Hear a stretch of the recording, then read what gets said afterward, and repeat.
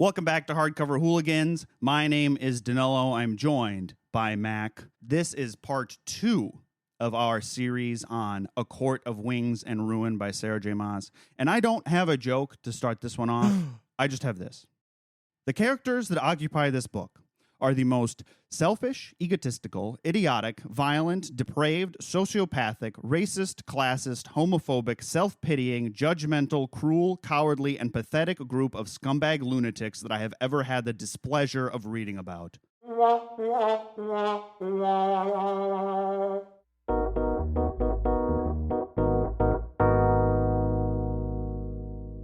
Yeah, it's a big bummer. That sucks. Because remember last time, I was kind of excited about it. Yeah, but you also had, what's that dilemma? What's the dilemma where when you get kidnapped, you start to love your oppressor? Oh, Stockholm Syndrome. I did have Stockholm Syndrome. I didn't mean to say. I've had a long couple of days. I know Stockholm Syndrome. You know what? Why don't you talk about the book? All right. Oh my God, Mac, we're doing an ad read. What's it for? Us. What? Yeah, us. We've launched a Patreon. A Patreon? What's a Patreon? It's a way to directly support your favorite online creators and get some cool stuff by doing so. Wow, that's so cool. Does that mean people can get bonus episodes of the Hardcover Hooligans podcast? Yes. What about extended versions of the normal episodes? Yes. What about versions of the episodes where they don't have to listen to this annoying ad every time? Also, yes. And don't tell me we also have a Discord server where you can talk to us and discuss books and chat with other listeners about the show? We do have that as well, yes. We might even start doing bonus video content on there, too. Wow, that sounds awesome. If I wasn't already hosting this show, I'd definitely sign up for that. I'm sure you would. So if you want to support the show, help us grow, and help us keep putting out more episodes, all while getting more fun content in the process, go to patreon.com/hardcoverhooligans or check out the link in the description. Do it.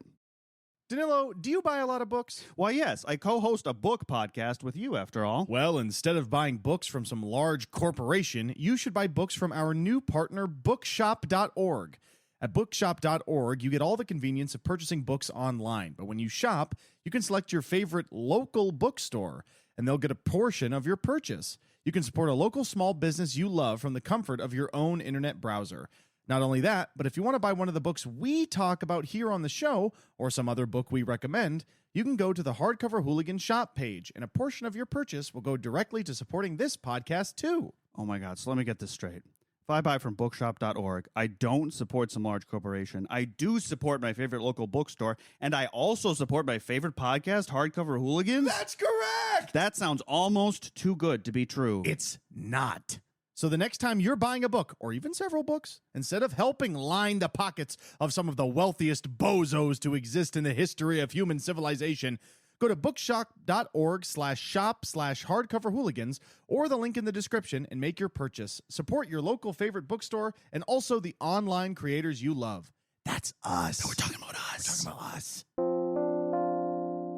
So this is going to be the last thing I ever read by Sarah J. Maas. If this is the last thing I ever read ever, Yeah, you die tonight. I would die tonight.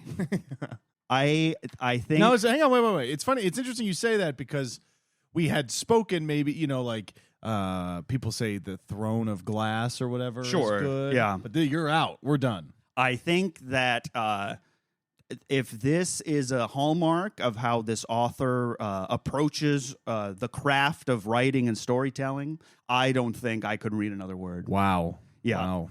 Big words. And I need to just say this up front because this is going to be a two-parter. We're going to talk about the book in the first half. A two-parter second part? And we're gonna talk about something else in the second part. Yeah, we're gonna talk about football on the next part. Not related to the book. We're really gonna talk about football. I just have to say, because we're not gonna talk about these favorite books again. Like, I wanted to like these. I know. I think there's a universe where this world is fun and these are good. Yeah, something that we've spoken about this privately.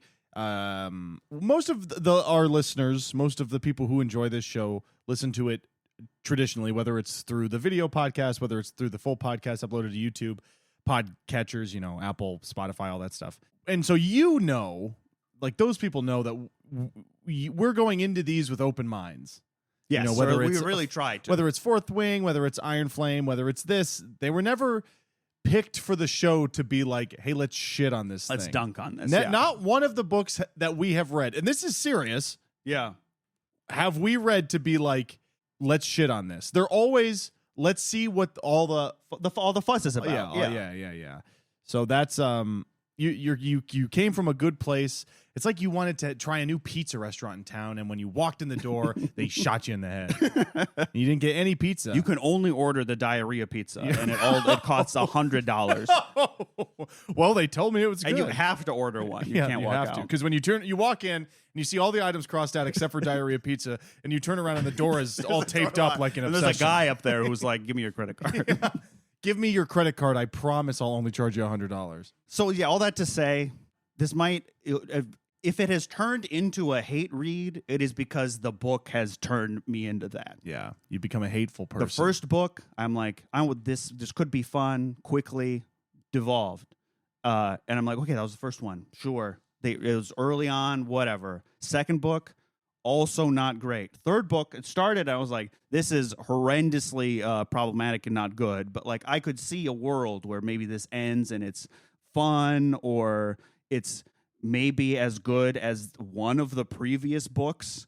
And it's not. I think it's worse. Wow. Which is crazy. Well, because you, I guess in comparison to how you spoke about the other two, quite liked the first half of this book. In comparison, not in a vacuum. Except for, the anti-Celtic overtones. Yeah, yeah. That stuff's not great. It's just, this book is 700 pages long, and Oof. it's so boring. Yeah. Because all these people do is like talk in rooms with no stakes, but it's like everyone's pretending there's stakes. And then at the end, like a bunch of unearned climaxes happen all in the course of like 50 pages. Damn. It's pretty crazy. Now, last time we talked about, these books, or this book has now turned into, they have like this weird thing about like consent or whatever, and how no matter what the good guys do, they're like justified because they're the good guys, or the plot sees them as the main characters, and anything that they do that might be problematic or bad. And I think you coined the term the Feyre defense, where anything they do is justified because they're doing it for the right reasons, and anything anyone else does that might be the same or equivalent is horrible and bad and irredeemable. Yeah, and forget how, it's the right reasons to them. Forget how everybody else, the things they're doing to those people, feel about it. Right, and it's everything exists for the to make all the main characters feel like they're good and right and the center of the universe. Yeah. I want everyone to put a pin in that and just like follow that as a through line all the way through what we're going to talk about today and also in the next episode. Oh, I have to do some anti-Irish follow-up. Oh, thank you.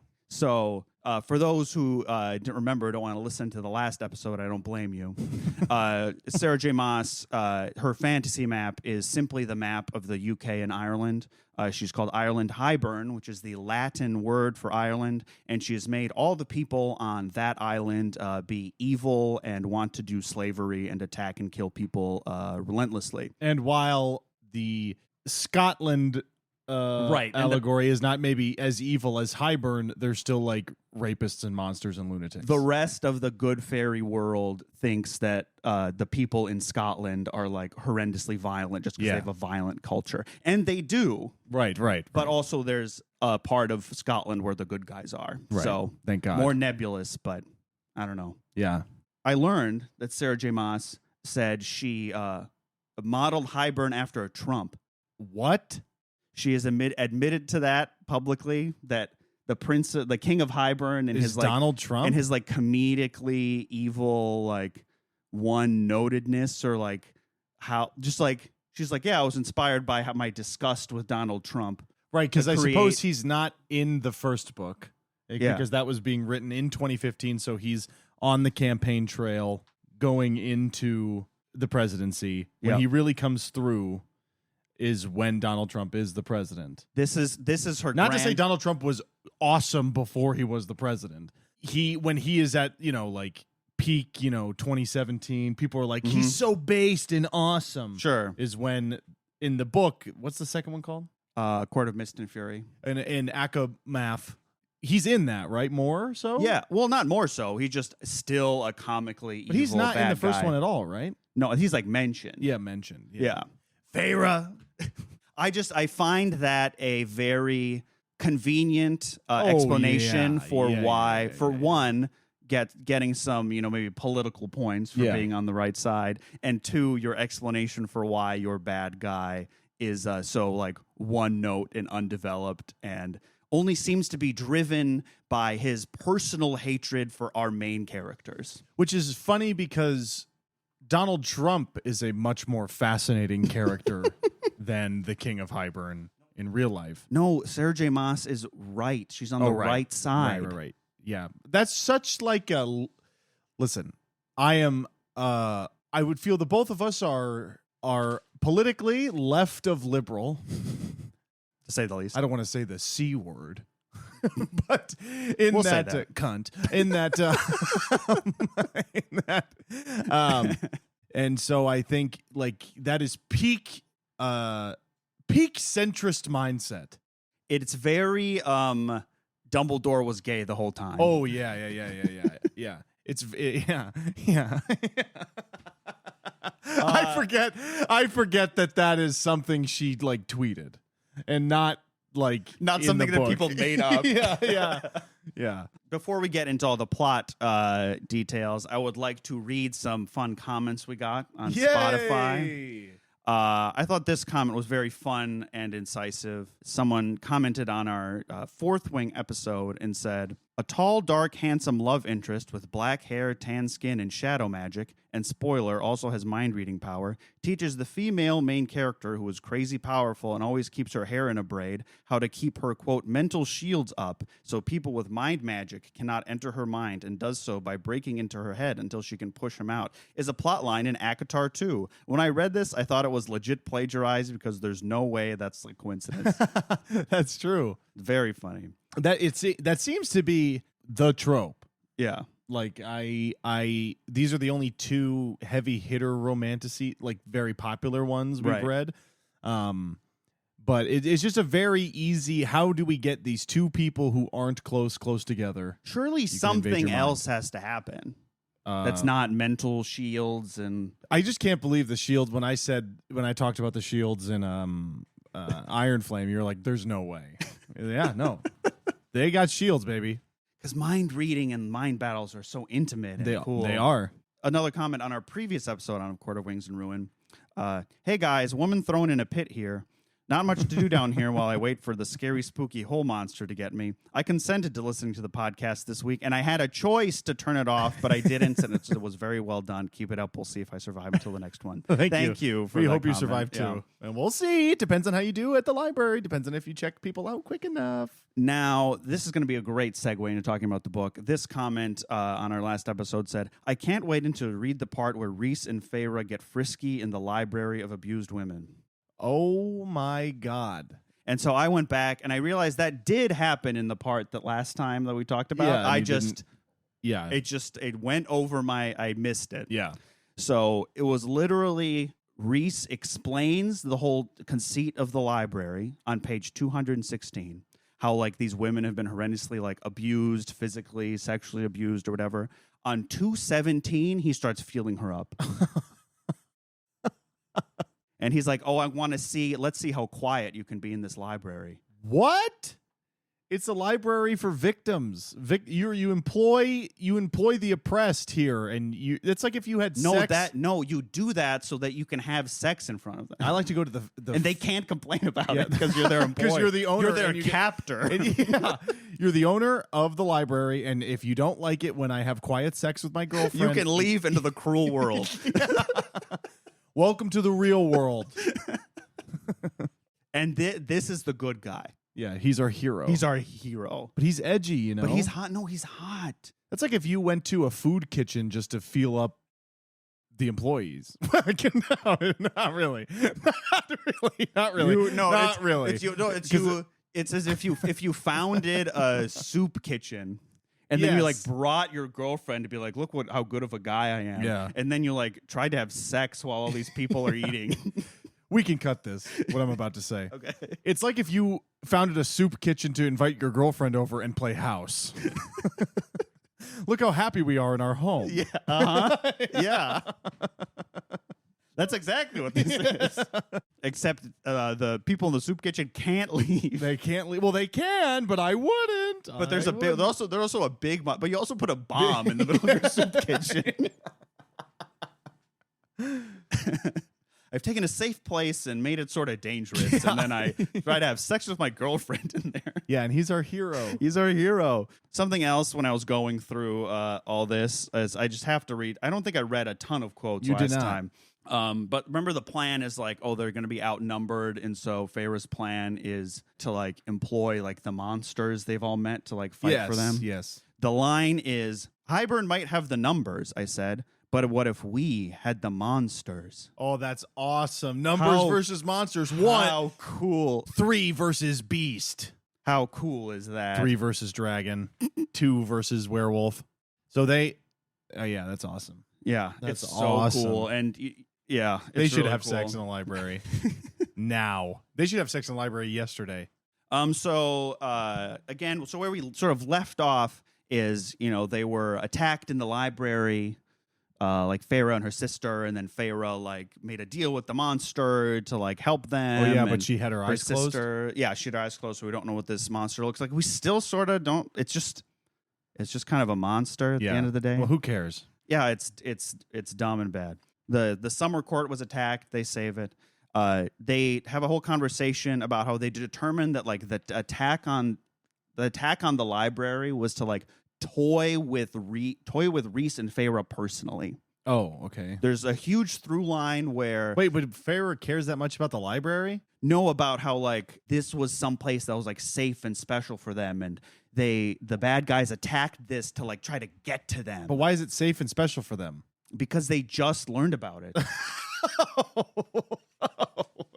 Oh, right. We've been told it's safe and special Feyre for likes them. to like read. Yeah. They're all like, it's because he knows about our histories, which whatever that means. And they're like, oh my god, he knows that like we like libraries, and that's why he attacked the library. Like you're trying to take over a continent, and you're like, these 2 lovebirds in Scotland are gonna be my biggest enemies. I have to take time out of my day to toy with them personally because they love each other too much. Did Rhys teach Feyre how to read?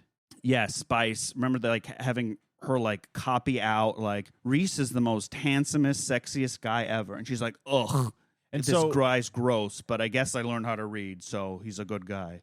So Rhys taught Feyre to read, but Feyre mentions, had she been to a library before? No. She had been to private libraries. Right, but This why? is- But why you don't know how to read? Unless she means in the spring court. I think she means in the spring court. Okay. Hey, Sarah, you got me. I think she meant in the spring court. There may have been a mention of also like, oh, we had some books growing up because they were rich and then they like fell from grace in the first book. Yeah. Which it doesn't explain. Like if she was rich until she was 19, why the hell can't she read? Yeah, I don't understand that. Maybe she never had an interest. It's like, I don't know how to play the piano. She never had an interest. Yeah, I don't know. Who knows? Who knows? But he taught her how to read. Do you think he had the library made after that? Because it's like, oh, she associates books with me, so I'll make this library. I think Sarah J. Maas made the library after that. So Oh, I see. there's some Could sort be. of, Yeah. because Rhys has to run a charity. All right.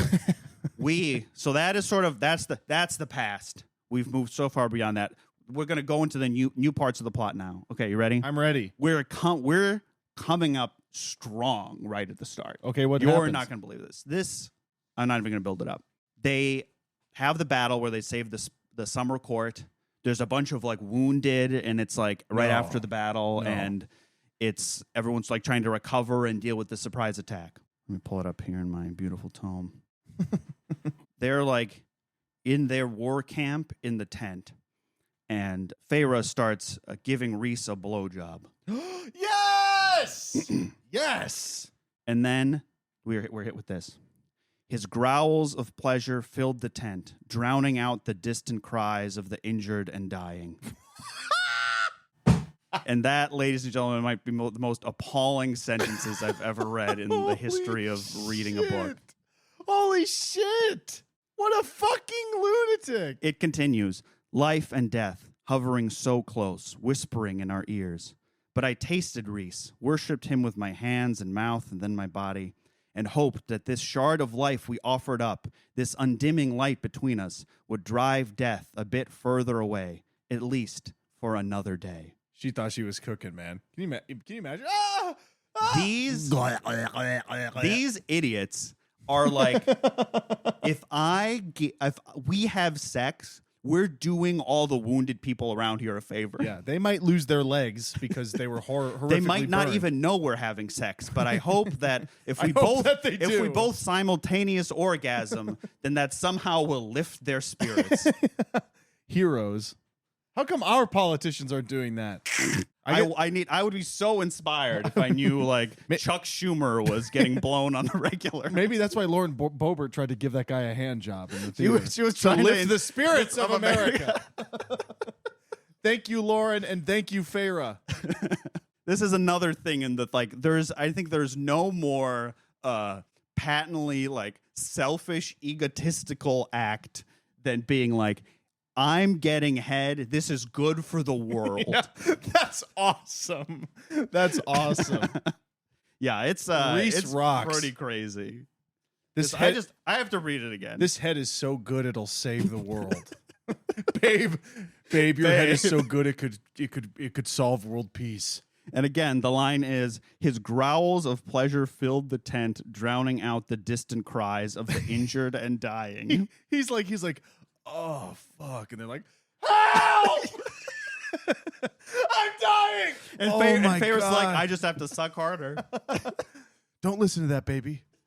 Listen to this. I'm going to lose my leg! My family! My leg! Don't listen to that. Don't listen to that. Don't listen to that. Yeah, these are Sarah J. Maas, you're a fucking these idiot. characters are lunatic scumbags. That is crazy. And you sort of see what she was trying to do. Yeah, oh yeah, I get it, but it's what a way to not stick the landing. That's like, I'm gonna jump, I'm gonna skip 2 steps, but then the world blows up. Somebody doing hopscotch on Alderaan when it gets blown up by the Death Star. Nicely done. It's my fault. Okay, so that's where we begin this wonderful slog through the second half of this book. All right, so remember last time they were going to have a meeting with all the High Lords. Very exciting. But the new twist is, to make this more exciting, it's now not in 12 days. They've pushed it up to now it's 3 days away. Why? What do you think about that? I don't care. Because they were just attacked, and they're like, we have to have this meeting sooner. Sooner, not now. 3 days. No, not now with all the fairies that can teleport anywhere instantly. No, we have to wait 3 days. Yeah. And they're all talking about, is Reese or is Tamlin going to come? Because he's the High Lord of the Spring Court. They also, Farah and Reese also decide that, the Night Court has to stop lying about being bad and evil and has to come clean with all the with the rest of the courts so they can trust them to, fight Hybern. Which, of course, raises the question, why were they all pretending to be bad and evil in the first place? Yeah. It's because they were trying to hide their secret city that now everyone knows about. So they were like, we're not going to lie anymore. We're going to come clean. We haven't been a bunch of fucking liars the whole time that people want to ally with. Right. We're going to finally tell them the truth.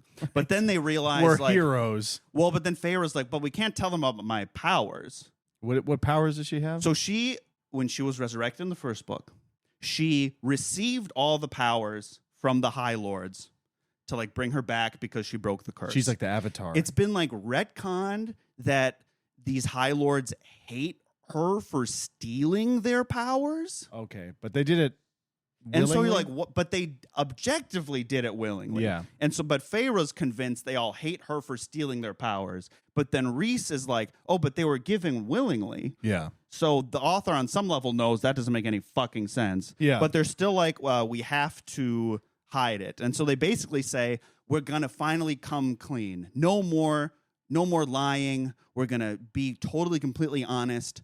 Except for my powers, of course. Which is like, okay, whatever. Total honesty. Except for my powers. Reese, at a certain point, is like, I don't know if this is a flashback or something, wants to show Feyre something. Oh, that's something nice. like sort of like vulnerable. It's like his family's private treasure hoard. Okay. And he, unironically, like gestures to it and says, "The family jewels." And it's not a joke? No. He's trying to get more head, this guy. This Reese is always fishing for head. Let's get some head, in the room, in my like parents' storeroom. Let's kill a guy upstairs so he's screaming, and then you can give me a blowjob. Which I think the family jewels. I was like, it almost like started gaslighting me. I'm like, I'm pretty sure that's like slang for testicle. I know, but I'm like, she used it with such like conviction that I'm like, maybe I'm wrong about that. Oh, that's awesome. That's the power of literature. Literature. The family jewels. Feyre, why don't we kill that fellow upstairs and you can slob on my knob and fondle my family jewels? He said it with a devious grin, though. So I don't know. Maybe he is fishing. Joke. Maybe he is fishing for head. Reese fishing for head? Some of the pieces we don't like are kept at the Court of Nightmares, just so they don't get pissy. What? Who? I don't know. What do you mean? Why don't they get pissy that they don't have your stuff? It's like Danilo, you have to start keeping stuff at my house or I'm going to freak the fuck out. What? Why? I want it there. Well, and they don't, but it's all the stuff I don't like. Yeah, exactly. You have to give me the stuff you don't like or else I'm going to get pissy. One man's trash. You know what they say. The family jewels. Absurd, insane. So they finally have this meeting. 3 days pass. How many days do you think it's been since the beginning of the story? The first book. I think I want to say a year. I think a year at some point has passed from the second book to at some point from the first book to whatever point in the second book. And I'm sure it's been maybe about that time. I don't think there's an answer for this because I don't think the author of this has an answer for that. Yeah. I think it is different depending on what chapter you're reading, probably. They have this meeting, and they're all arguing about bullshit. And then Tamlin shows up. The Lord of the Spring Court? They're like, let's wrap up this meeting. And I guess Tamlin's not going to show up. And then Tamlin shows up. And I'm late. He reveals. So in the end of the previous book, a big deal was made how he sided with Hybern to try to get Feyre back, but they could like stage their troops in the Spring Court, et cetera, et cetera. He shows up to this meeting, and that's why Feyre hates him and tries to leave him and ruin his like hold on power in the Spring Court. He reveals he was a double agent. He's like, I invited Hybern so that one, I could save you, and so two, I could like get information on their invasion, which in retrospect makes a ton of sense. Yeah, that's a reveal. Why were we on Team Tamlin? Oh, we were on Team Tamlin because of the obvious character assassination, and we're contrarians. Oh, right. But so now it turns out the big reveal is, at least according to him, he was never bad. Right. And he's like, in one fell swoop, I can get info on this army. I can maybe start attacking from within, and I get my girlfriend back. By inviting them to the Spring Court? Yeah. Doesn't he have spies he could send to Hybern? I mean, probably. Yeah, maybe they're there. So he admits this, and Feyre, instead of, reflecting on maybe I was wrong, she calls him out for, she's like, you don't get to change the narrative to benefit you. Okay. Which, like, if it's the truth, I don't really. If it's the truth, I don't know if he's just changing the narrative. Yeah. But it looks really bad for Feyre. And he basically says, like, because of all your crazy machinations, Hybern actually now is, like, stronger. No. Because, like, I can't sabotage them because my hold on power has gone down. No. I know. And this does not cause Feyre to self-reflect for 1 millisecond. Of course not. He's clearly lying.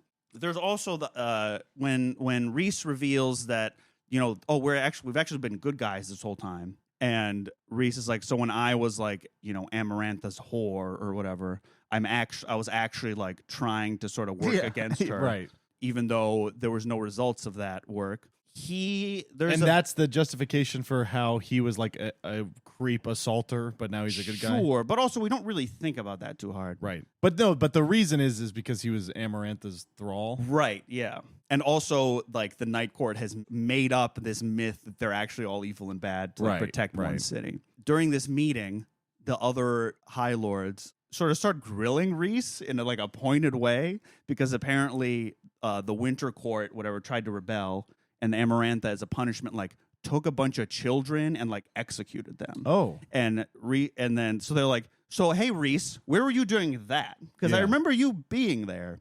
And his excuse basically sums up to, I was in a different room. I wasn't there. I didn't see them. She kept me in a room. The door was locked. What do you think? I can teleport? That's legit his excuse. Because he's like, oh, when I told Amarantha not to execute you, High Lord of the Winter Court, she probably suspected that I was on your side. And so when she killed these children, she kept me in a room and I had no way to know about it. Right. And then Tamlin is like, why should we believe you?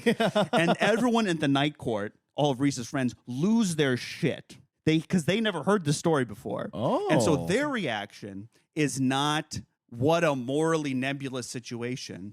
They're like, and especially Feyre is like, oh no, poor baby Reese, how hard it must have been for him to go through that. What? What a horrible story. That must have been really hard for Reese when those 20 children got summarily executed. And then another member of a High Lord is like, oh, you say that, but like, why don't you talk to like the kids' parents? Yeah. Or like, you feel bad, but what about the fucking kids or the kids' parents?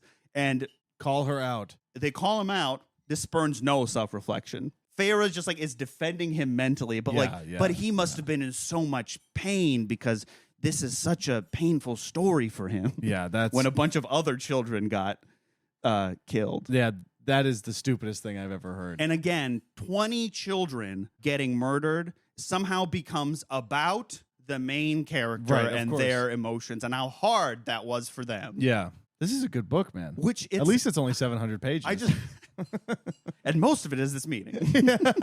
I think I just find it baffling how you can have the self-awareness to bring up these points, but then to conclude them, these like sticky, morally gray points, you can just be like, nah. Yeah, no. But you understand, these are the good guys. Yeah, actually, no. They're actually the good guys. And you might actually be sort of bad because you're pointing this out. So, yeah, which is crazy.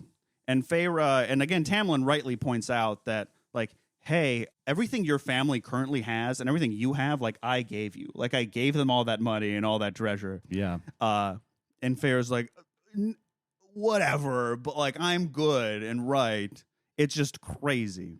There's also, in this meeting, Nesta, the sister, points out that, like, you know what? Like, I'm a human, or I was a human. Why didn't you fairies who have so much of everything above the wall, like, you ever helped us poor humans because we're all living in poverty and suffering? And then one of the High Lords is like, well, so, like, the point of the treaty is the fairies never bothered the humans ever again and to leave them alone, so he left you alone. Yeah. And then Nesta's like, well, the past is still the past. What are you going to do now? Okay, Then, like, why'd you ask? Like, what's the point of bringing this up if you're just gonna be like, enough about that.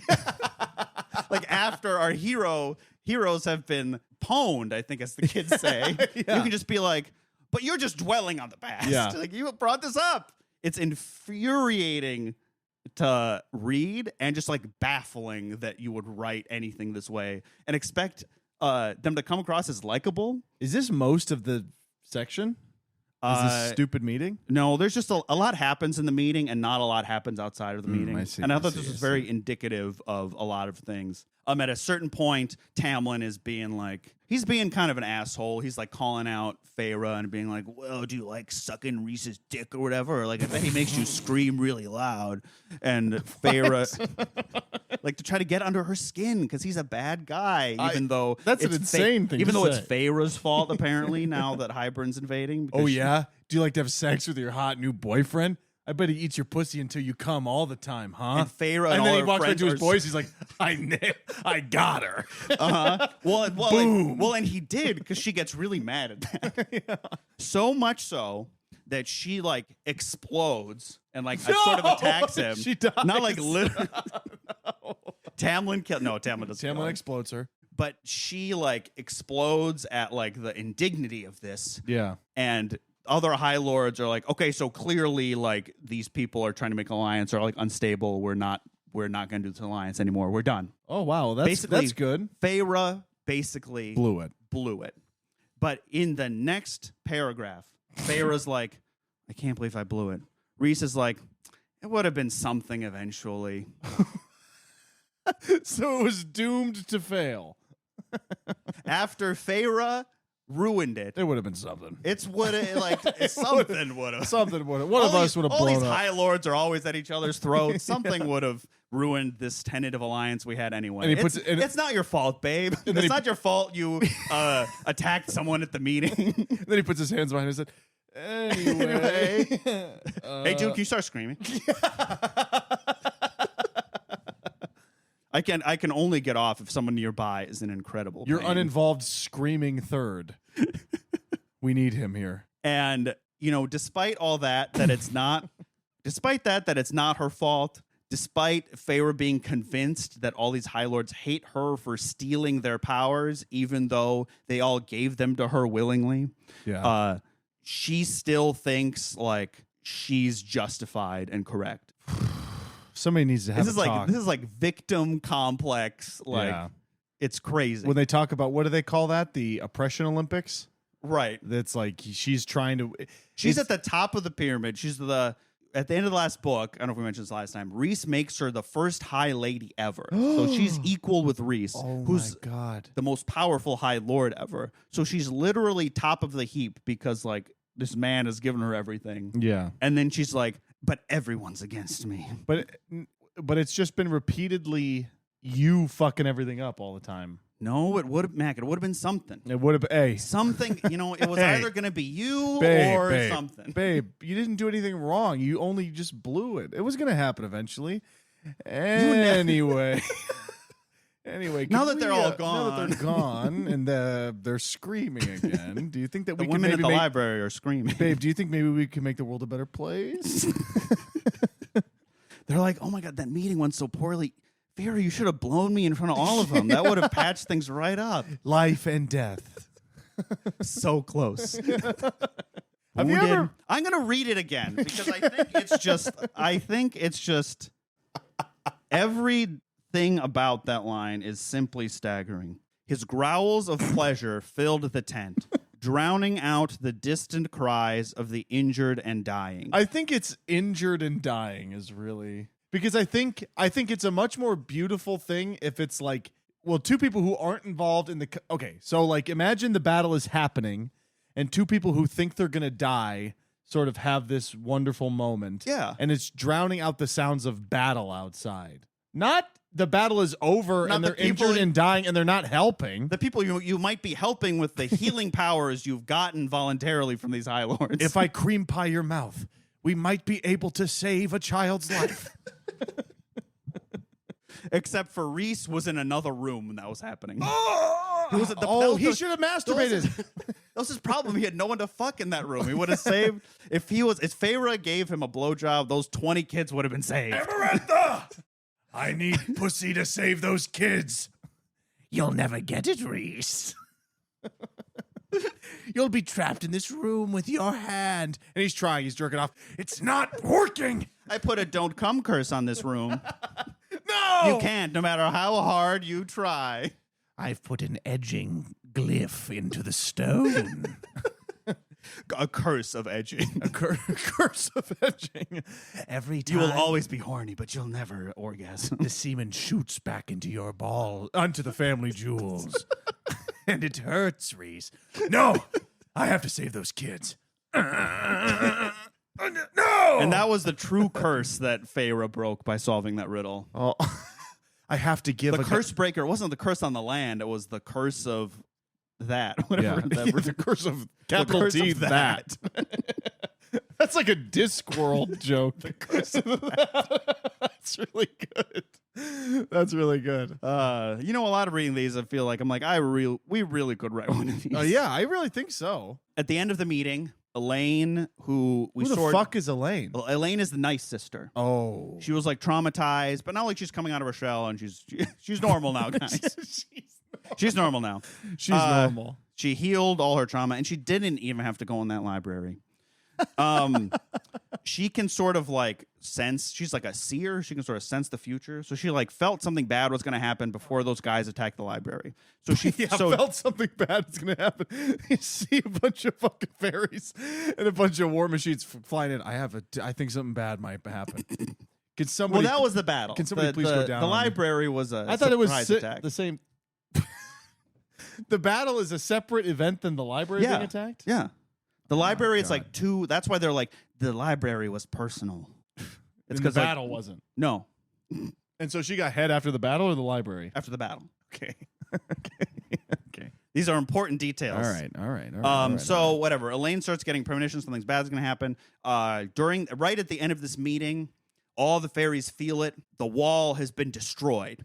Oh, the White Walkers. The king of Highburn has destroyed the magic invisible wall with the magic cauldron. So Feyre, I have my cauldron. It's a beautiful cauldron, but it's poetic because Highburn wants to do the opposite. He doesn't want to build the wall. He wants to destroy. He wants to destroy the wall. We're gonna destroy a wall, and we're gonna make Feyre pay for it, and she's salaried. She has a line of credit at most stores. This wall's on her. That's right. He's reverse Donald Trump. He wants to destroy the wall and leave Jeffrey Epstein's island. Get me away from this island. And that's just, I think, a wonderful, nuanced political statement, wouldn't you say? Yeah. So now this is where, like, the war part starts. Because, like, now that the King of Highburn has destroyed the wall, they can all, like, flood into the human zone and like, enslave all of them. Is it a magical... I asked this, I'm sure, every time you brought up the wall. Is it a magical wall, or is it like a real wall like Game of Thrones? It was a magic invisible barrier. Okay. That came about as a result of that previous treaty where they're like, fairies and humans shall be separate. Now, this is a lore question you most certainly do not know the answer to. You know, I might. I've thought about these books a lot. When you look at the wall on the human side, is it like, you know, like areas in video games you can't go to are still like sort of modeled? Or like, do they see like more grass? They just can't enter that? Because I think it would be cool if the wall was it's not like a hard like thing. You walk into it and then you just sort of like find yourself back where you came from. You know, that's such a good idea that I want to say that might be what it was in the first book.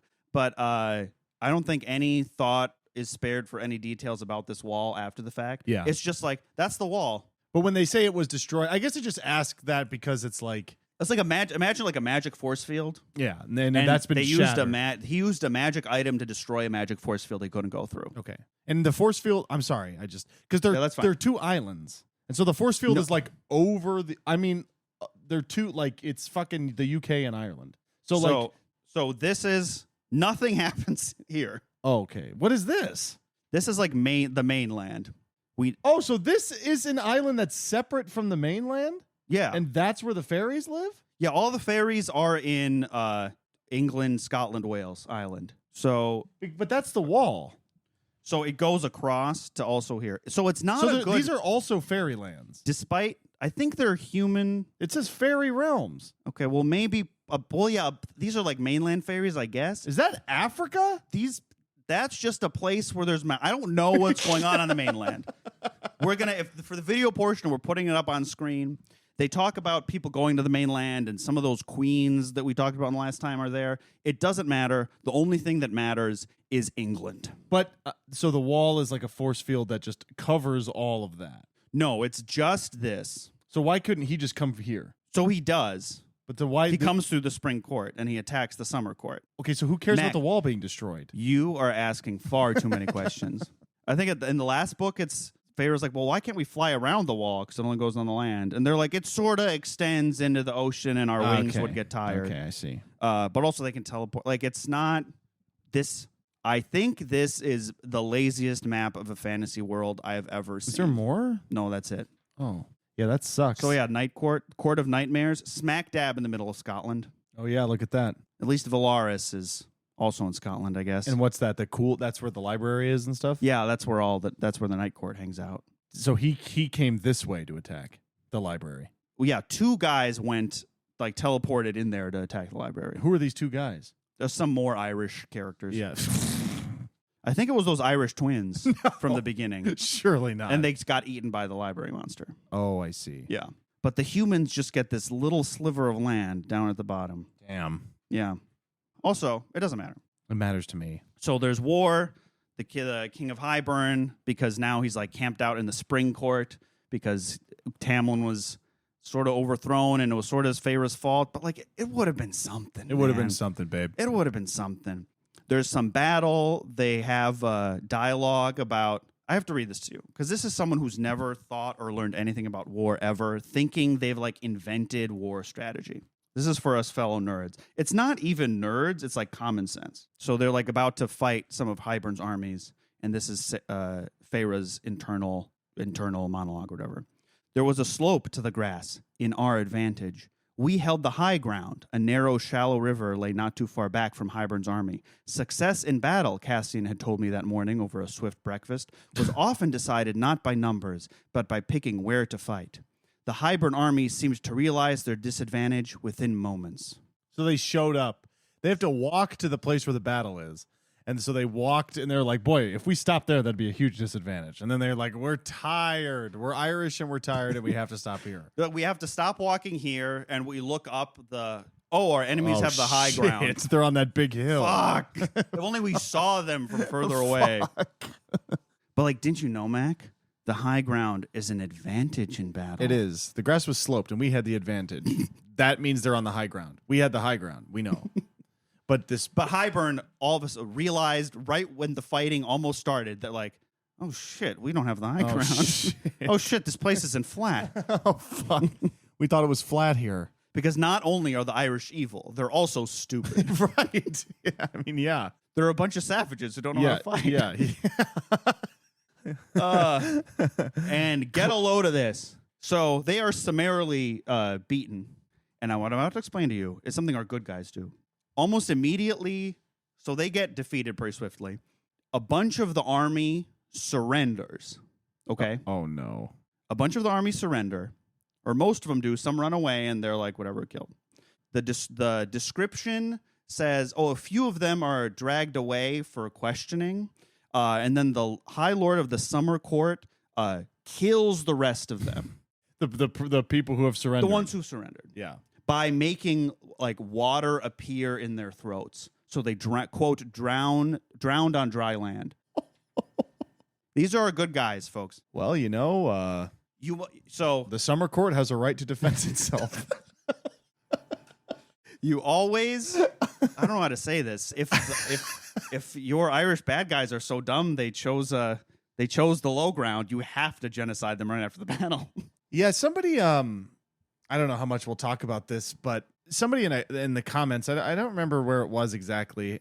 Sarah J. Maas has made some interesting, how do we say, nondescript comments about Israel and Palestine. Sure. And I can't help but just think that this big, super powerful, very rich country is destroying this. When the other country, who is much smaller, maybe does some sort of attack and then responds by drowning a bunch of the people on dry land. The attack justifies any retaliation. It's just I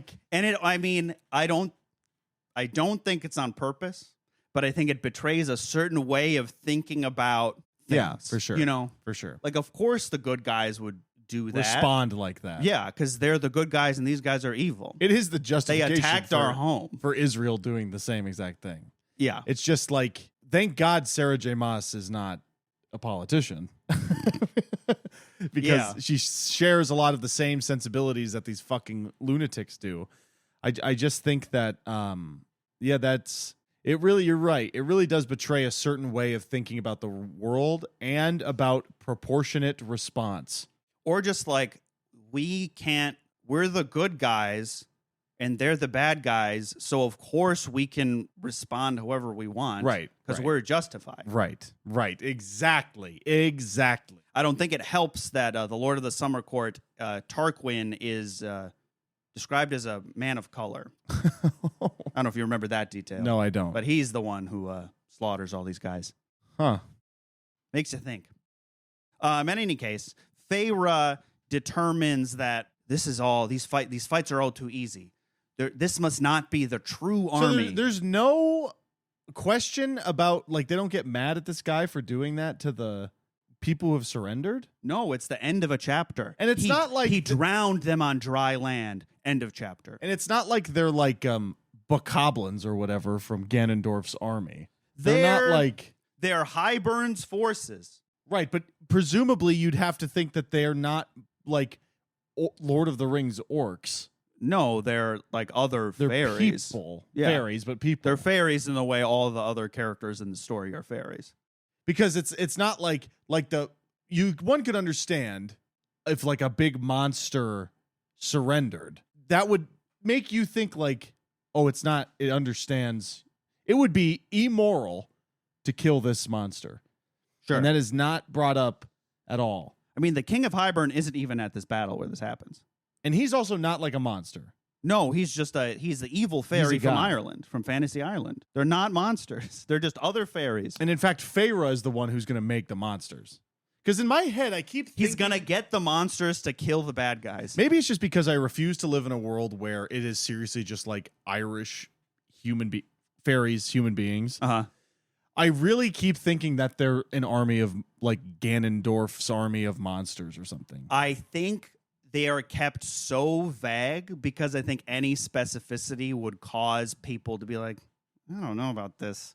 Yeah, that's why they're never individuals. This is another thing I wanted to bring up. The King of Hybern, he doesn't have a name. The place is called Hybern. Again, Latin for Ireland. Hibernia. The king is just the King of Hybern. The place is called Hybern. The army or the force, they refer to as a Hybern, like the country. Or like the forces of Hybern were there. There's never individual. I'm like, I don't think you could dehumanize bad guys more if you tried. Yeah. They're literally all referred to by the same word, and they're just sort of wiped away as the narrative decides. Man. But it's so edgy. Isn't it so hard for our main characters that they had to do that?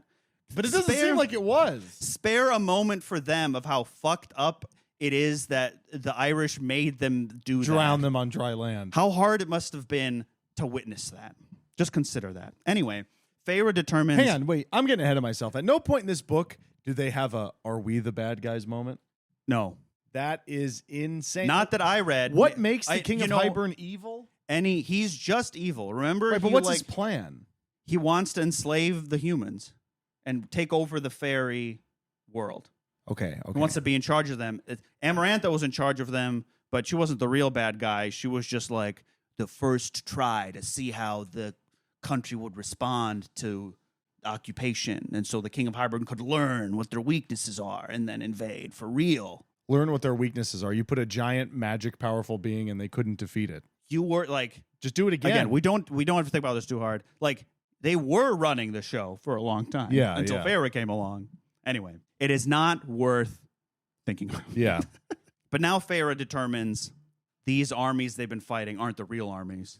These armies they've been exterminating aren't the real ones. They're too small.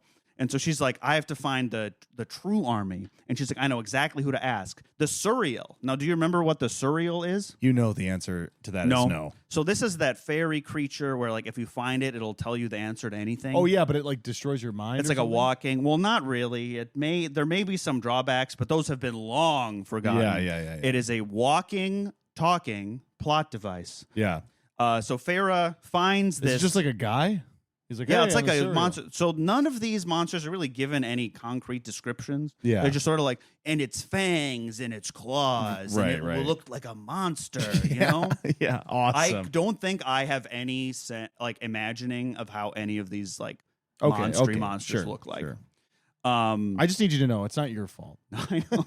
Okay. And so she asks, "Oh, do you remember Farah has to find the magic mirror called the Ouroboros? I do remember to that. give it to the bone carver, so the bone carver helps them fight the hybrid. So Suriel, or she goes to the Suriel, and she's like, okay, so to find out where a hybrid's true army is, I need to like find the get the mirror that like tells me everything or whatever. And so basically, Wait, I have again. This Yeah. is probably just going to tell me not to think about it. Yeah. The fairies control the land and are magic, Uh-huh. and they don't know where like a huge army is encamped. no, and I think you're missing something. They can also teleport anywhere. So just teleport to every mile. If you got everybody to stand in a line You don't understand. and teleport a mile forward, and you didn't find them, then you just restart and teleport half a mile The backwards. teleporting spy master is too busy eating dinner. I think he has no spies or scouts, or no thought was given to this. But did you know the high ground has the advantage? I just wanted to say this too. I bet Reese drowned in her throat, Farah's throat. Nice. Thank you. So whatever, Farah needs to find the true army, and to do this, she like has a brain blast in the middle of another battle. She leaves the battle to do this side quest. I have to go find an army. Well, so she doesn't tell anyone. Yeah, deserting. They call that deserting. Mac, you don't understand. That's me. I signed up for the Marine Corps. I'm fighting, I have to go read a who book. does the Marine Corps fight? The disenfranchised in the Middle East. And I'm like, I gotta go find the other bigger army, and then I run away. And then I get the Medal of Yeah, Freedom. you're beating them. You're beating them too easily, and you're like, there has to be a bigger army. This is too easy. These guys are going down too easy. You're like shooting like the Yeah, I have a whatever drone. the Sting missiles or whatever. What are those missiles called? No. Or like the I know what you mean. I'm like firing the tactical missile. Yeah, like yeah. I'm fighting tactical missiles. I'm firing at, like, ICBMs at Right. Villages in Kuwait. And I'm like, these guys are going down too easy. There must be a big group of bad guys somewhere else that are the real enemy. It's just she's overcome with bloodlust. I need a she's like slits a guy's throat and drinks his blood. He's like, I need a bigger foe. So she leaves, and you're supposed to read it, and you're like, yes. So she deserts, and she's like, now is the perfect time. In the middle of a battle. Yeah. It is actually not the perfect time. Now, Slaughter these disenfranchised people first, and then go find the bigger army. No, but believe it, this comes up later that she leaves in the middle of the battle. So she finds the Suriel and basically asks it like, so all of a sudden this like horrible monster, because she goes to it at different points in these books to like get answers to her plot questions, they like all of a sudden have like a rapport. Yeah. Farah, I'm the Suriel. Basically, it's like, wow, the Suriel is like, oh my, like I've seen your whole story, and she's like, am I gonna go crazy if I look into the Ouroboros, this magic mirror? And the fairy's like, only you can decide what breaks you. Oh yeah, that Isn't that beautiful? Yeah, that should be on the front. I mean, those are things that are quoted in the 5-star Goodreads reviews. Right, of course. Yeah. And wouldn't you know it, as soon as it answers the question, arrow through the throat. The Suriel? The Suriel, Feyre turns around. It's the priestess from the first part of the book, Ianthe. She's the rapist? Yeah. And Feyre's like, oh my God, the Suriel's dying. I have to distract the high priestess. He's dying. Arrow through the throat. Yeah. Oh my God. He's still alive. He is still alive. He's like gurgling in his own blood, or she, or they, or she's. I don't think Sarah J. Maas is woke enough for the Suriel to be a.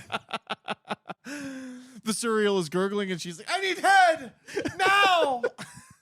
Well, so and Feyre's like, I'm gonna run to give the Suriel like more time to heal, but and the high priestess is chasing after her, and Feyre's like, you know where I'm at? I'm near the Weaver of the Woods' cottage from the previous book. Boys, you ever been sprinting through the woods after the cereal gets shot through the neck with an arrow and you find yourself next to the Weaver of the Woods? The cereal. It's Tony the Tiger. They're Irish.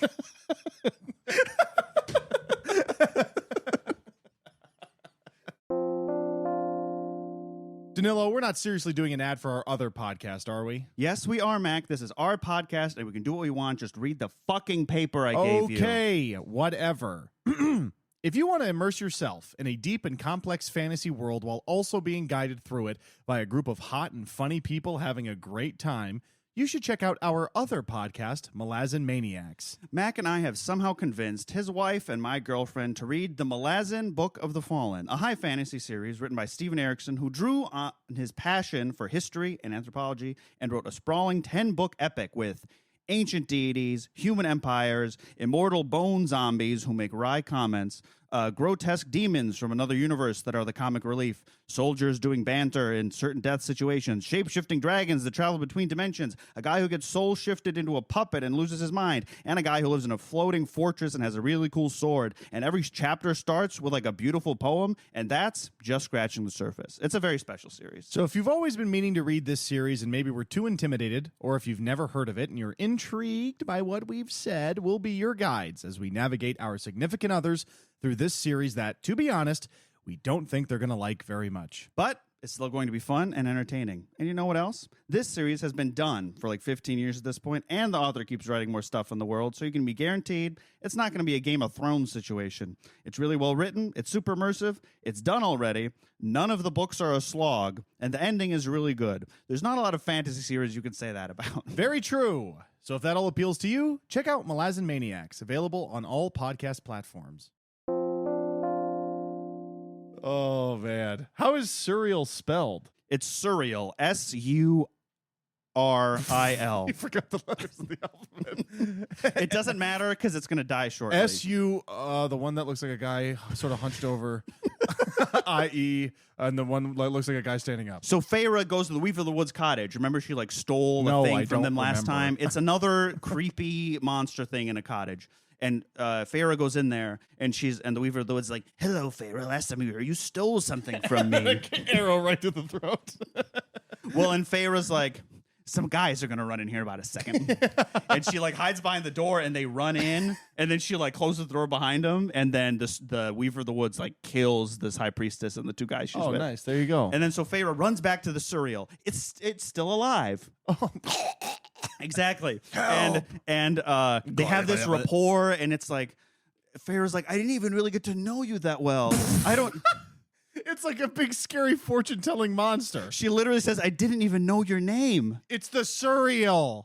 And it's Tony the and Tiger. The surreal literally says, it doesn't matter. Yeah, it doesn't matter. It doesn't matter that you right. know what my name. I never got named. Oh, I'm you about idiot. to die. It's too late for me to have a name now. I never knew your and name. And the surreal leaves Feyre with these words: leave the world a better place than you found it. Oh, wow. Yeah, And Feyre, me when I would definitely come up with famous quotes. And Feyre at the surreal dies in her arms. No. And Feyre's really sad, but she's like crying, but she realized something hopeful. She realized the surreal was a dreamer. What? It wants a better world. The surreal was a dreamer. Isn't that beautiful? What do you mean a dreamer? Like somebody born here from parents from another country? Yeah, the surreal was an immigrant. So of course, she had to die in this book. I kid you not. It's just like, hold on, where is it? As its chest rose and stopped altogether, as its breath escaped in one last sigh, I understood why the surreal had come to help me again and again. Aside, I think you're the one who kept finding it. Yeah, you kept looking for it when you like had it. an issue with the plot of this book. Anyway, had come to help me again and again, not just for kindness, but because it was a dreamer. And it was the heart of a dreamer that had ceased beating inside that monstrous chest. What? Things that make you go, What is that? The surreal had a redemption arc. That's the stupidest it shit wasn't I a ever scary heard. monster. This book is the dumbest fucking thing in the world. All right, so then get a load of this. Feyre comes back to the war camp and the new battle's catchphrase. done. And everyone is like, hey, bitch, where'd the fuck you go? They're mad at her. Yeah, of course they're mad at her.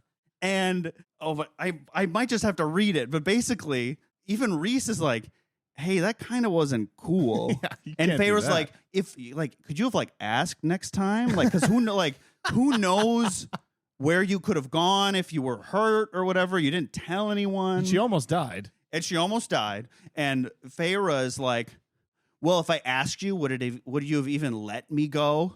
Yes, of course. No, and Rhys is like, I don't let you do anything. Right. We're equal partners in this. I don't let you do anything. Can I go outside? No. No, she's like, you're both we're equals. So you have to make strategic calls too. Yeah. She's the first lady. And he's like, but really, please leave a note. And I'm saying that and he makes it so clear. It's like half a page of and I'm not saying that in a controlling way. Yeah. I'm saying that in a Battle strategy way. hey, we're like your family and a battle strategy. And if we're relying on you, you can't be fucking off to do random side quests because that could fuck us all up. And Feyre's like, whatever. Yeah.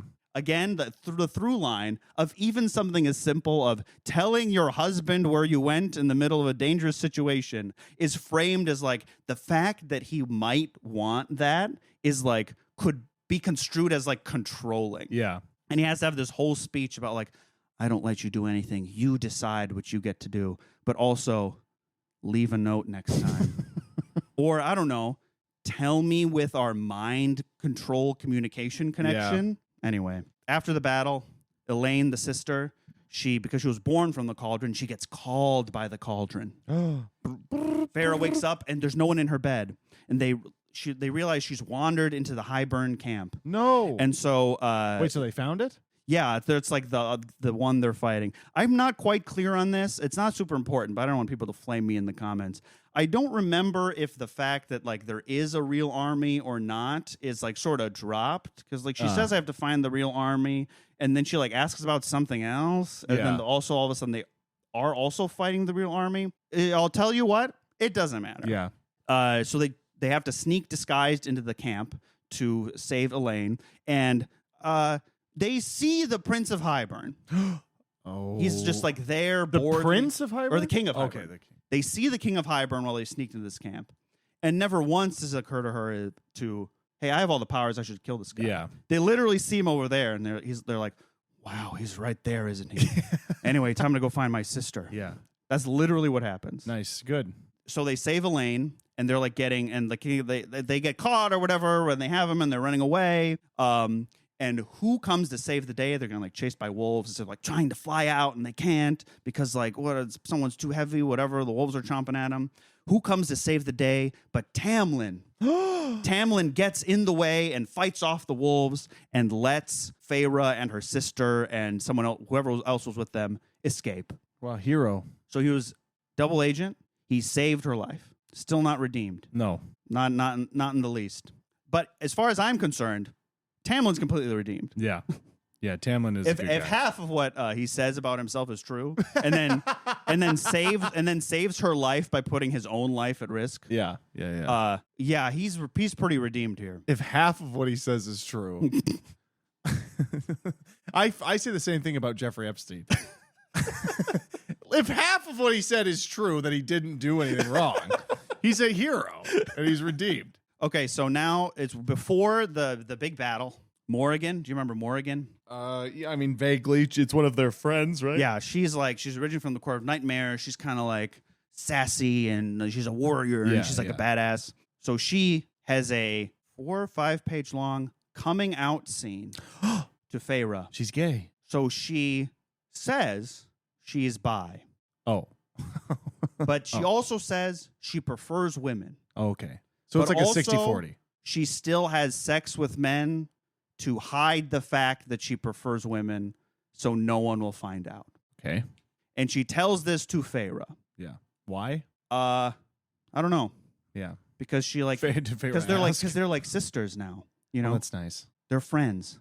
And so one of the other Asriel's this other guy. He's been flirting with Morrigan for 500 years or whatever. I guess I forget that they're all ancient They're all beings. 500 years old. And so she has known since she was small and growing up in this court of nightmares, this oppressive place. But she's been gone from there for a while. Okay, the fact that characters have to come out begs the question that homophobia is homosexuality is generally frowned upon in this fairy world. Now I'm going to get to that. So there's never been any mention of a single different type of sexuality than heterosexuality in the course of this book or any of the other ones. Yeah. Maybe it's been mentioned once or twice or joked about. Who knows? It's never been a part of any of this. The reason I hope it wasn't joked about. The reason Morgan says that she's like afraid of being an out bisexual in front of her really accepting group of like close friends / adopted family that she's been with for hundreds of years is because she's like afraid of her parents judging her or like spreading rumors about her, even though she's already been disowned by them and hasn't like talked to them in God knows how long. And my breath is whooshing. And so she comes out to this 21-year-old girl that she's known just for like a month, a year at the max. Not all her like best friends' adopted family that they've known for a couple hundred years, despite the fact that her friends are otherwise like the most supportive group of people ever. Well, yeah. And Feyre's like, don't worry, babe. I'll keep your secret. And she has like a small smile on her face. And Morgan's like, what? And Feyre's like, I'm just so excited to help you find girlfriends and be your wingman next time we go out. So they go out. Well, no, she just is happy about like when you're ready. I'm just so happy that I get to be your wingman. Or in other words, like, how do I make this about me? Yeah, you couldn't have been her wingman to find guys before? And this might be a stretch because this was never a concern, but I do want to say this. I think that this implies that everyone in the Night Court is homophobic. I think so, right? Because why else wouldn't you come out to your like great friends that you've known for 500 years? It's certainly not meant to be that way, but like this book has not led us to have any goodwill towards it. So I'm going to take it at face value that it's implying that the Night Court is homophobic. Sarah J. Maas is not thinking about the fact that gay folks feel the need. Well, not feel the need. The act of coming out is because it is still like a prejudiced thing. Right. So she's not thinking about that when she has a character have this. She's doing it to show how like good and open Feyre is. Right. And this subjectively, like, it's probably like a sweet moment when looked at in a vacuum, but implies that the place you've already established as being like this horribly weird and backwards place. And like, also like, I'm not qualified to speak on this. And I know that like bisexual people can like have a preference, say, but the way she describes it is like, I've been having unenjoyable sex with men so that no one finds out I prefer women. And she says, but I'm bisexual. Yeah. Which doesn't feel great to me. And I think I'm just going to leave it there. Yeah, I think that's fair. So now we come to the climax of this book. Everything I'm about to say from now on until we're done talking about the plot happens in 95 pages. Okay. In this 700-page book. And I do want to say, even by the most strict definition of a Deus Ex Machina, the climax of this book has 5. And I just want to, for all my literary folks out there, some people, casually use Deus Ex Machina as like, oh, an unsatisfying twist or a twist that's not set up or a twist that's really obvious not what it or is. Just convenient. Yeah. For my count of 5, I'm saying Deus Ex Machina, literally something that's never been set up that comes out of nowhere to solve a problem. Right. God from the machine. Yep. So what happens next? She gets the Ouroboros, the mirror. She looks into it. It's totally fine. Okay. All she sees is it shows you all of yourself, the good and the bad. And she gets through that by just accepting everything about herself, the pleasure, the pain, the good and the bad. Only she decides what breaks her. And now she has the mirror. She goes to that prison, gives the mirror to the bone carver. It's like, will you help us now? And the bone carver's like, you really brought me that mirror, didn't you? I don't really need that thing, but you needed it. Oh, boy. I would just wanted to know if you were worth helping. Okay. And I think you are, because you've proven yourself that you can look in the mirror. Your mirror finding abilities are off the charts, Feyre. I will help you in some sort of nebulous way. I'll help you kill a bunch of people at this battle. It's going to happen. Yeah. So now the final battle starts. The Bone Carver is there, and he's like some death god. We learned the name of the library pit monster. Its name is Byraxis. Okay. It's also there because Farah made a deal with it. But now we can see what it is, though. Farah, the deal is this will come up later. We sort of see what it is, but it's like its claws were horrible, its teeth like razors, and it was there, like that sort of thing. Like I have no sense of what this thing looks like. In exchange for helping it, the only thing it wanted, Sarah's like, I can set you free, and Byraxis is like, but this is my home, and she's like, what do you want? It's like, I want a window to look at the stars at. And she has this whole conversation, and Reese is like, yeah, we can put in a fucking window. Yeah, that's not a problem. It just wants a window? Yeah. Okay. So it's like sort of a prisoner, but also like not. He just wants a window. He just wants a window. And the Weaver shows up too. Oh my God. All the stars are here. And so that's Deus Ex Machina 1, because she runs into it at a cabin. It doesn't even say like there's a battle or whatever, but the Weaver's there, and it's also a super powerful death god because we learned it is the Bone Carver's sibling. Okay. So it's there to also fuck shit up. And you're supposed to be like, whoa, it's there. They're all there. The battle starts, and immediately the good guys are mowing them down. They're winning. And they keep winning, but all of a sudden they're losing because they have to be losing. No. And then trumpets sound over the hill. And over the hill, Gandalf. a bunch of, that's totally what it's going for. A bunch of like an army of humans show up. They're not going to do anything. They're magic Humans, fairies. and also the guy from the Autumn Court who said he wasn't going to show up. And some forces from the Spring Court also show up. They're like, great fodder. This is Deus Ex Machina 2, because this was never taught like, oh, good guys we thought weren't going to come are here now. Yeah. So the army of humans are led by a guy named Jurian. Do you remember this name? No. Okay, so I don't have time to get into Jurian. There's this whole plot line where like he was the guy, the human fighter who was like trapped in Amarantha's ring, and then he got out and he was evil. I do remember that. And he was actually working for Highburn. But at some point in this book, they have a scene where like he shows up and he's like, so actually I'm good, guys. Yeah. I hate this shit. I'll be on your side. Yeah. And so when the twist is he comes with his army and we're like, whoa, it's Jurian. And we care deeply about this. And so now they're winning. But oh no. The king of Highburn uses the cauldron, and it's sort of like a nuclear bomb. And he he just, I imagine he holds it like the mouth facing down, because like it's describably like sends a blast from the cauldron. Right, it would have to be the like it's sort of like a big cannon. It's like a right. And it like hits the good guys, and it explodes, and it kills the Bone Carver. No, that's the exit Bone Carver. Farrah's looking at it. Pursued the Bone by Carver cauldron. that's gets exploded by the cauldron, and Farrah's like, the Bone Carver's dead. Wow, we're fucked. And now they're losing. No. And then they look over at the ocean, and Highburn's armada arrives. They had my armies God. on ships, and they're like, oh, now we're really fucked. But they look at the other coast, and oh my God, who's sailing from the mainland? It's Drakon. Oh. Yeah, that's everybody. Oh, I've not mentioned this because it's not important. I barely understand it. There's some it's like the mainland fairies, and they have some relationship with the humans on the mainland, and Lucian was sent to try to get them, but we sort of forgot about him. But now they're here, and oh my God. And who else is with this army? It's Feyre's dad. I knew you were going to say that.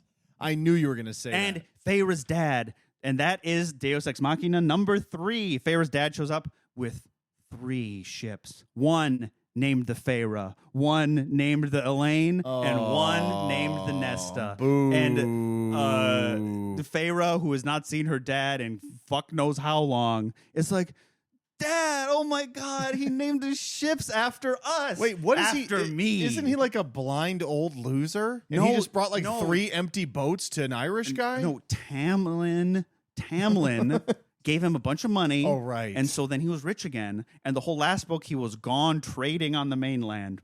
And I think because he still doesn't have a name. Yeah, Feyre's dad. Still no name. So they're fighting and wow, it's neck and neck. And then Feyre and Amren are like, we have to go get to the cauldron, because Amren has found someone was the secret to defeating them is in the back of the Book of Breathings, which was a big thing in the last book, and who cares? And Amren is like, okay, I know this book. I know what we have to do. We have to get to the cauldron. They go to the cauldron. Somehow the Weaver had secreted the cauldron to the side to like some predetermined point. It doesn't matter. Again, all this, we're not even like halfway through the page count. Yeah. We're all talking about this is 90 pages. The King of Highburn is like also there. And they're like hiding, and Feyre's like, his footsteps haunted her dreams. She's awake. He's so evil. Well, she talks about, so like it implies that she's had nightmares about his footsteps. But she hasn't heard them. Well, I think she's heard them in the previous book, but I think that's just a crazy detail to be like, the footsteps. Even his footsteps were scary. I had nightmares about his footsteps. I think it's just like, what are we doing? Anyway, but Highburn, the Weaver's like weakened from secreting the cauldron away. And Highburn is like, you're here now, huh? Fuck you. Snaps its neck. The Weaver? The Weaver is dead. And Feyre's like, oh no, I thought maybe the Weaver would live, but what an astute observation, Feyre. But any hope of that I had like faded when he threw her body to the dogs. And so she gets devoured by dogs. And this exit Weaver devoured by dogs. And this, I guess, normal fairy can simply snap the neck of a death god. Yeah. So the book holds the key to winning this whole thing. Feyre grabs the cauldron. It has to be her for some reason. And Amren's like, Feyre, I'm so sorry. Amren's done we're going to put heavy quotes around betrayal. And she's like, it's not the secret to winning the battle. It's the secret to setting myself free. Oh, because she's the one trapped in the... She's like some god trapped in a fairy body. And she's like, I want to be free. And she's like, but I think this will help. She for some reason, didn't tell Feyre this. And so Feyre's like, Amren's betrayed me. But she's also like, Amren's like, okay, if I'm free, you have to run away because I'm not going to recognize you. I'm going to start killing whatever I see. Yeah. And so I guess during this whole thing, Feyre like mentally connects to the cauldron and she sees the whole battlefield and it's like, oh no, they're losing now. And she like mentally teleports to the scene where like Rhys and her sisters are. And now the King of Highburn is there. And the King of Highburn gets their dad. And Feyre can't do anything about it because she's like mentally far away. And Nesta's there and she's mad. And the King of Highburn snaps his neck. Snaps whose neck? The dad. Feyre's dad? Feyre's dad is dead. He died as he lived, unnamed. And then Nesta is like, I'm so mad at you. And she attacks. And Fireman's like, ha ha ha, that was too easy. Yeah. And then he's standing there. And from his neck comes a point of a sword. The King of Highburn? The King of Highburn. And you see, it's Elaine. Oh. The nice sister snuck up behind the King of Highburn and stabbed him in the neck. This is Deus Ex Machina 4 because we don't really know where she was or what she was doing, done purely for shock value. And she like hacks off his head, and now he's been beheaded. He's been unalived. He's been unalived. Folks, the King of Highburn has been unalived by the nice sister. Ladies and gentlemen, we got him. Mission accomplished. And Feyre sees all this through her telepathic connection with the cauldron. She gets back to the cauldron. Amren frees herself. And the way Amren talks about it, she's like, so like, I'm going to die. Like, I'm not going to be me anymore. But like, I want to be free of this. I don't really know why she has to do that. Yeah. And she's like, I'm going to be this terrible eldritch horror. No one won't recognize me anymore. And so she gets released. And she's like some giant, like flaming bird. My notes, I wrote flaming angel, but it autocorrected to flamingo. So it says some giant bird or flamingo angel. Flamingo angel. But no, some flaming angel. And she attacks Highburn and is destroying them. And now they're winning again. Yay! And now I'm not counting the twist that now Amren was released and they're Deus winning Ex again as Machina. Deus Machina because it was set up that she was going to release herself at some point. Except that is a god from a machine. God from a book. From a book. God from a cauldron. Deus Ex book. Deus Ex cauldron. Deus Ex cauldron. But here's the problem. The King of Highburn is dead. Amren has destroyed the armies. But Amren getting freed broke the cauldron. It's now in 3 pieces. No. And because it's the thing that created like the Triforce. Because it's the thing that created the world, now that it's broken, the world is going to start unraveling. And Feyre's like, oh my God, what have I done? They just like dropped the cauldron on the ground and it broke? I think it was all the power going through it, channeling through it to free Amren. Ah. It broke the cauldron. And Feyre's like, what have I done? Maybe I can fix it. No. And like she like puts her hands on the cauldron, mentally connects with Rhys, and through the joined power of their love, they mend the cauldron right then and there. That sucks. It went from broken to fixed in 6 pages. But then they mend the cauldron. She's like, wow, we fixed it. But then she looks and she sees Rhys is dead. What? Rhys is dead because he healed the cauldron. And then Feyre goes there, and all the High Lords are there, and Feyre's like, hey, all you High Lords, remember when you brought me back from the dead? Bring Rhys back from the dead. And someone says, it's not the same because you were a human. No. And she's like, but you have to do it. And so they do it. Okay. But there's one High Lord missing, Tamlin. Of course. And Tamlin looks at Feyre, and he says, be happy, Feyre, and drops his power into Rhys, and Rhys comes back to life. Wow. Yep. Wow. What a hero. I know. I'm also 21 gun salute. not counting this sudden death reversal as a Deus Ex Machina, because technically they did the same thing before in a different book. It's a horrendous storytelling to kill the love interest and then bring him back. 3 pages later. Yeah. Also, this raises the question of why don't they do this for everyone? Because it's so easy. Why does anyone die? Yeah, Why is dying ever a big deal? Anyway, but everyone's like, oh, Rhys is back, but it's really too bad about Amryn. Like, she's dead. She's some evil whatever. And Morrigan is like, look at over there, the cauldron. And everyone looks at the cauldron, and Amryn climbs out of the cauldron, and she's fine and normal now, and she's just a normal fairy. And that is Deus Ex Machina 5. Wow. That's the big battle of the book. Feyre goes to bury her father. Everyone says he was a great man. Not great enough for a name, apparently. She says some dumb thing about, like, he was just laying there. There was no blood because Hybern hadn't even allowed him to bleed. Oh, because he got his neck snapped. It's just like so indignant. The indignity of not being gored to death. That's how she says it. Oh, I have to find the actual quote because I read it. I was like, huh? She's like, oh, there's so much blood everywhere. And she says, only our father had not bled. He hadn't been given the chance to. What? I know Sarah J. Maas thinks that's awesome. What does that mean? Yeah. That's so stupid.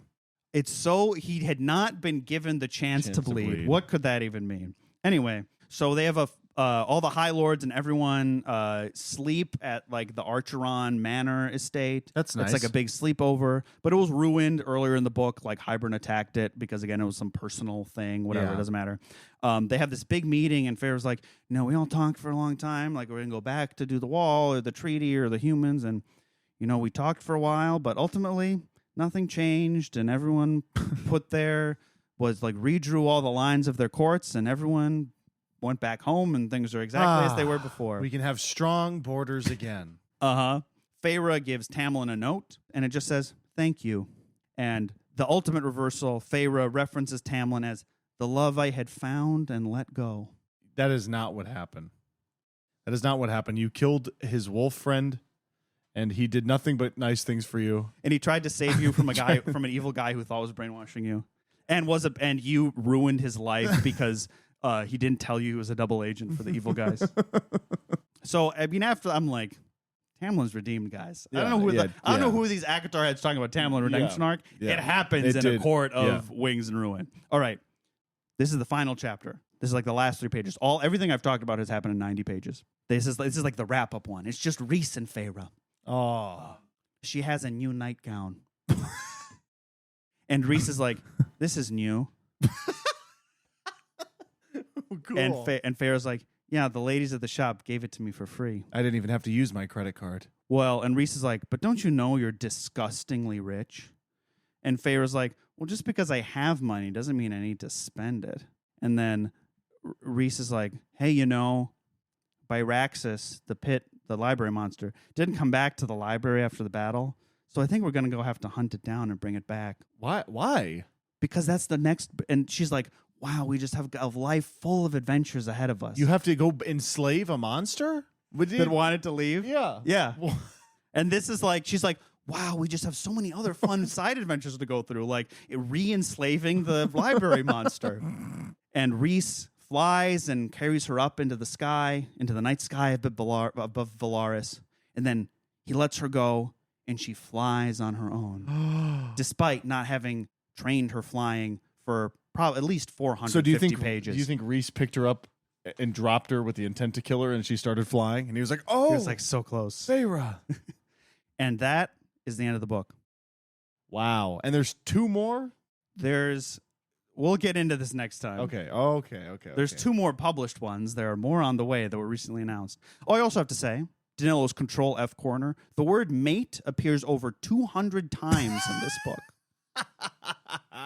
That's awesome. My mate crossed the room. Yeah. He looked at my mate. I glanced at my mate. My mate's groans drowned out the sounds of the injured. I'm going to read it one more time. No, wait. We're going to wait. That's going to be the end of the episode. I'm going to read that book, and then we're going to fade to black. It's going to be the end of Sopranos. Yeah. Yeah, famously, it fades to black. Slow fade in that restaurant. All right, we're going to read some 1-star Goodreads reviews. This has a mind-numbing 4.46 star rating on Goodreads. You guys, man, you guys got to read other stuff. Literally anything. If you read this book and you liked it, and you're like, you know what, this has re-sparked my love of reading, that is, I genuinely mean this, that is a beautiful, wonderful thing. Don't keep reading these. No. Say like, thank you. Be like Feyre to Tamlin. Be like, Akatar, the love I found, and let go for better things. Wow. And go read some real books not written by a maniac. Anyway, let's read some 1-star reviews. This is 1 star by Isabella. Hey, I hated this. It took me almost 2 years to finish because it was so bad I'd get bored and dread coming back to it. Hey, SJM. Fire whichever ghostwriter helped you with this. If you're reading through this series, stop at the last one so you can at least get the conclusion of the enemies to lovers and don't have to read SJM try to wrap up all the war stuff she's alluded to but hasn't focused on for the 2 other books. Things I really hated. Why do we only get 1 POV and it's Feyre's? Because then SJM has to figure out how to explain things that happen when Feyre isn't there and it's terrible. Why is everyone always purring and growling? Sorry, hate it. Feyre is always really tired after a long day of watching other people fight. I'm not kidding. Reese babies her like, I'm sure you're so tired after he fought in the war all day and she actually watched. Why would she be tired? A long day of not helping? Feyre deserts everyone and lies about it to get, quote, really useful information. The information in question is actually nothing. She has a conversation without any actual takeaways. But when confronted for lying and making everyone worry because of this dumb decision, she throws it in her friend's face that her friend has been lying about having a crush on someone because that's the same thing. No awareness from anyone of how ridiculous and baseless this argument is to begin with, but I'm just supposed to believe in it? They don't use words like man and woman because they aren't human, so they get described as female and male. Hey, you're creating a magical world from scratch and couldn't come up with anything better? The ending is laughably predictable with absolutely nothing of quality. I'm bored. This sucks. I agree with everything. That's that review. awesome. Queen. And this one just has 1 star and the quote, our favorite quote, his groans of pleasure drowned out the sounds of the injured and dying. That is all 1 star, which is really all you need. Yeah. If any book you're reading has something like that, you're done. Immediate 1 star. Yeah. 1 star. I think this person's name is Ale. Ale and a bunch of emojis. It's a mug of beer. 1 star. Trust me, this was a big disappointment for me, even though I never really liked this trilogy. That's a damning review. 1 star by Johnny. A court of queerphobia and death cop-outs. Racist Queen Maas has done it again. Delivered us a truly fantastic book that represents the subjugation of women to animalistic, abusive men. Her tropes are so overdone and terrible. I think Maas hates gay people and people of color and women. Keep your animal kink away from us, bitch. No stakes. Death cop-out. Shit writing. I've seen 12-year-olds write better than this. How the fuck is this almost 5 stars when it's the shittiest series of all time? J.K. Rowling level pandering. Transphobic. Only using males and females as descriptors. Lazy, stupid, rapey, forgettable. The worst descriptions of sex known to man. Love how they almost fucked in front of traumatized SA survivors. Love how Reese's moans blocked out the sounds of wounded people dying. You've done it. You've truly done it, Queen. The most god-awful, anti-feminist, pro-genderal bullshit I've ever seen. That's awesome. Dude, Johnny, but if you want to come on the podcast, man, you got an open invite. I don't want to gender people, but I think it does not look like a a man. I will say Okay, that, just okay. so you know. Now, you can say no to this, Mac. This review, I'm going to read part of this review, and then I'm going to pass it over to you, and you're going to know what to do. Okay. 1 star. Sarah J. Maas is kind of like the Donald Trump of writers. In the description way, not the racist, well, maybe not the most diverse, but definitely not the sexist. But all her female characters serve to get boned by the hottest guys in the world. Anyway, definitely more on the descriptive side of things. So I feel this book is going to go along the lines of this. Read that second paragraph. We need to stop the evil thing or whatever. Oh my God, she's naked. Enter me. His rod was so big, like the biggest rod ever. Like, think of the biggest rod downstairs and times that by 10, like that big. And his balls were big, like so big, like beach balls. And his tongue was down there. And it was so in me, like the best way in me, like so good, like the best, the best. And then his rod was in me, like all the way in, and the mountains were trembling, like the biggest earthquake you've ever seen. Like way bigger than any other earthquake ever in the history of America. Did I mention he's the hottest fairy, like the hottest, the biggest muscles out of all the fairies? The end. Mac, thank you for doing that. Of course. We got a couple more short ones. I feel like we've just been through so much. I really feel like we need to be thorough. And there are some funny ones in here. 1 star by Little Rug. Oh. I have a high tolerance for garbage, but even I couldn't stand it. DNF. I bet if you know that person, you're like, damn, they really do. 1 star. Why are they sexting and sending each other emojis telepathically? Parentheses, skipped so much of this. I'm sorry, I couldn't do it. Yep. This is 1 star. This book is written first person by the female main character, but the entire story is about the trauma and redemption of the men. There's got to be better fantasy smut out there that isn't set in a manipulative, toxic, misogynistic world that worships an all-seeing cast iron pot. Dude, these people are awesome. It never doesn't get funny that it's a cauldron. Yeah, it's a cauldron. And it's by not the cauldron. And it's not like metaphorical or even really big. It's just a normal cauldron. You can like get it easily, carry it. Apparently you can shatter it and mend it very easily as well. Oh my God. Oh my cauldron. Oh shit. Oh cauldron. Oh. Oh cauldron. Oh baby. Oh cauldron. Oh cauldron. Oh cauldron. Oh cauldron. I'm gonna cauldron. I'm in a fucking cauldron. Where do you want me to Amron? There's apparently also a deity in this world called like the Mother. So like occasionally they won't say cauldron. They'll say like by the Mother or whatever. Mother. oh Mother, I'm gonna cauldron. And I had to look this up because it was like all Mother caps. I'm like, what the hell is this? I think it's just like it's randomly inserted wherever SJ Maas. Social justice. Social justice Maas. She's a real SJM. Social justice Maas. Social justice Maas pwned on the internet. That's gonna be the title of this video. Social justice Maas. More social justice. Sign me up. All right. 1 star by Z. I put the same amount of effort into this review as SJM's editor. Moore had a 6-page long coming out scene, and to this day, I still don't know what her sexuality is. 1 star. This series is so tiresome, it makes Game of Thrones seem like ancient holy text. Why did I read these? Oh yeah, sunk cost fallacy. Sarah J. Maas, you are not allowed to say snarl or purr or impressive male ever again. Fair. 1 star by Gabby. Was it good? No. Did it need to be 700 pages? No. 1 star by Brienne. This huge-ass book could have been done in a third of the time if FJM just took like 50% of the M-dashes and ellipses out. It's basically the everlasting gobstopper of books, except instead of candy, it's a rusty nail in your mouth. Fuck everyone who isn't Lucian. And yeah, I like Lucian. I like his eye. 1 star by Lily. Unfortunately for Sarah J. Maas, creating a lesbian character who's been miserably suffering from compulsory heterosexuality for 500 years and writing a bad coming out scene has made me a lifelong enemy of the author. You have so many. 1 star by Sasha. Be for real, ladies. How are we reading this?